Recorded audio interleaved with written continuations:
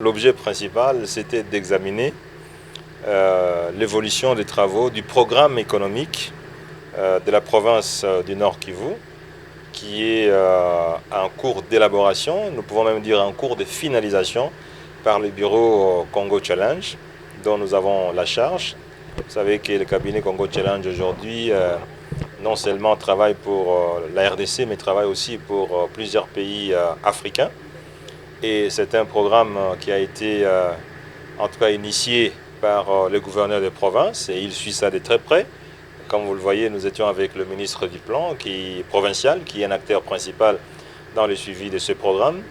Et c'est justement dans cette vision du gouverneur de pouvoir en tout cas propulser l'économie de la province du Nord Kivu, de pouvoir créer une classe moyenne, de pouvoir industrialiser cette province.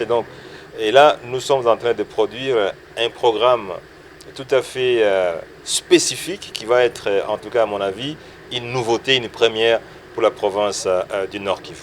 Moi, j'ai toujours été parmi les gens qui pensent que lorsque des gens ou des personnalités, des autorités font des choses positives, il faut les féliciter. Donc il faut féliciter le gouverneur pour ce qu'il est en train de faire. Maintenant, ce qu'il fait, c'est déjà bien, mais nous ne pouvons que l'encourager à faire davantage. Et donc, je pense qu'il faut que le gouverneur continue. Et là, nous venons d'animer une conférence, un petit séminaire, atelier sur la leadership et la gouvernance et l'entrepreneuriat. Les commissaires chargés du partenariat du gouverneur, donc la province, étaient là.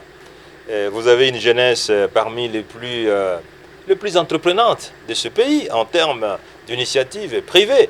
Et donc, je pense qu'il faut absolument encourager le gouverneur dans tout ce qu'il est en train de faire, non seulement pour faire promouvoir l'économie, même en utilisant les partenariats publics et privés, mais aussi il faut, et j'insiste, pour que le gouverneur, dans son souci d'encourager la jeunesse du Nord Kivu, qui est très entreprenante, que ce programme-là puisse continuer.